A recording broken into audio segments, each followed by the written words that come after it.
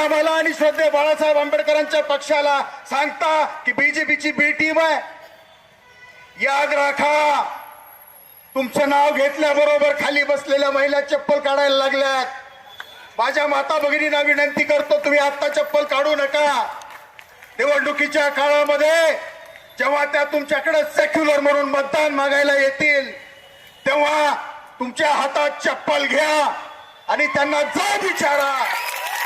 निवडणुकीच्या काळामध्ये या देशामधले सर्वात उच्च शिक्षित निष्कलंक नेते श्रद्धेय बाळासाहेब आंबेडकर आणि त्यांच्या पक्षाला तुम्ही नाव ठेवलंय. तुमची लायकी नसताना तुम्ही आमच्या पक्षाला नाव ठेवलंय आणि आज तुम्ही आमच्याकडे सेक्युलर म्हणून मतं मागताय. तोंड फिरवा आणि चप्पल मारा आणि तसंच त्यांना पुढे पळवा.